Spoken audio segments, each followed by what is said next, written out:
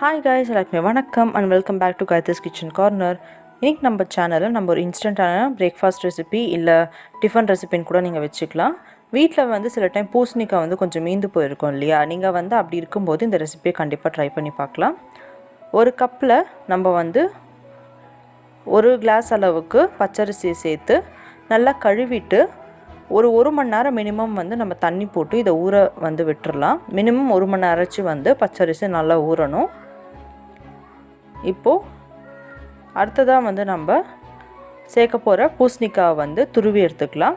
அதுக்குள்ளே இருக்க கொட்டையை எடுத்துகிட்டு பின்னாடி கொஞ்சம் அதோட ஸ்கின் லேயர் நல்லா திக்காக இருக்கும். அதையும் கத்தியில் கட் பண்ணி எடுத்துடலாம். நம்ம எப்படி இருந்தாலும் மிக்சியில் தான் போட போகிறோம். நீங்கள் அதை துருவியும் எடுத்துக்கலாம், அப்படி இல்லைன்னா சின்ன சின்னதாக பொடியாக நறுக்கி கூட எடுத்துக்கோங்க.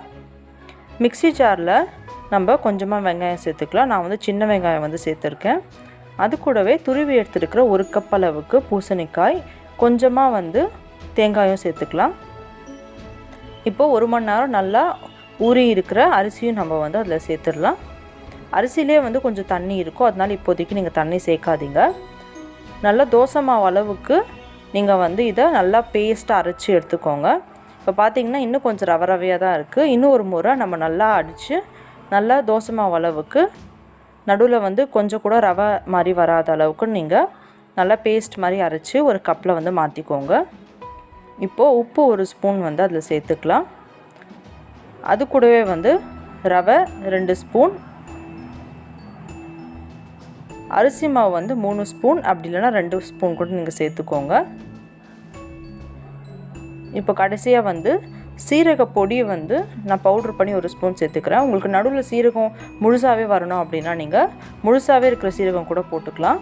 இப்போ பார்த்திங்கன்னா கொஞ்சம் கட்டியாக இருக்குது, தோசை மாவோட கன்சிஸ்டன்சியில் இல்லை.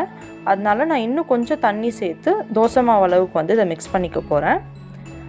நீங்கள் இது இன்ஸ்டண்ட்டாக அப்போவே பண்ணணும், இது கொஞ்சம் நேரம் விட ஊற வைக்க டைம் இல்லை அப்படின்னா நீங்கள் டேரெக்டாக இப்போவே கூட தோசையாக நீங்கள் பண்ணிக்கலாம். அப்படி இல்லை உங்களுக்கு இன்னும் கொஞ்சம் நேரம் இது இந்த மாதிரி அரைச்சிட்டு ஊற வைக்க நேரம் இருக்குது அப்படின்னா நீங்கள் 20-25 மினிட்ஸ் இதை இந்த மாதிரி நீங்கள் மூடி போட்டு அப்படியே விட்டுடலாம். இப்போ பார்த்தீங்கன்னா கொஞ்சம் தண்ணி சேர்த்து நம்மளோட தோசை மாவு கன்சிஸ்டன்சிக்கு நம்ம எடுத்துக்கிட்டோம். இப்போது தோசைக்கல் சூடானோடனே நம்ம சாதாரணமாக தோசை எப்படி போடுவோமோ அந்த மாதிரி போட்டுடலாம். இது நீங்கள் நல்லா கிறிஸ்பாக விட்டால் தான் டேஸ்ட் நல்லாயிருக்கும். அதனால் நீங்கள் சாதாரண தோசை சீக்கிரமாக எடுக்கிற மாதிரி இருக்கீங்கன்னா நீங்கள் இது இன்னும் கொஞ்சம் நேரம் நல்லா அதோட கலர் கொஞ்சம் கோல்டன் கலருக்குள்ள சேஞ்ச் ஆகும். அது வரைக்கும் இதை நீங்கள் நல்லா ரோஸ்ட் ஆக விட்டுருங்க. இதில் நீங்கள் நெய் ஆட் பண்ணிங்கன்னா இன்னும் டேஸ்ட் நல்லாயிருக்கும். இப்போ பார்த்திங்கன்னா கொஞ்சம் கொஞ்சமாக கலர் மாறுது. இப்போது கொஞ்சம் கோல்டன் ப்ரௌன் கலருக்கு மாறின உடனே இதை நம்ம திருப்பி போட்டுடலாம். இப்போ பார்த்திங்கன்னா கலர் நீங்கள் எப்படி நார்மலாக தோசை செய்வீங்களோ அதே மாதிரி தான் வந்திருக்கு பாருங்கள். இது நீங்கள் இன்ஸ்டண்ட்டாக பண்ணக்கூடிய ஒரு டிஃபன் ரெசிபி. ஸோ இந்த மாதிரி நீங்கள் இன்னும் நிறைய ரெசிபிஸ் தெரிஞ்சுக்கணும் அப்படின்னா நம்ம சேனலை மறக்காமல் சப்ஸ்கிரைப் பண்ணிக்கோங்க. நம்ம சேனல் இன்ஸ்டாகிராம் அண்ட் ஃபேஸ்புக்லேயும் இருக்குது, முடிஞ்சால் அதுலேயும் ஃபாலோ பண்ணிக்கோங்க.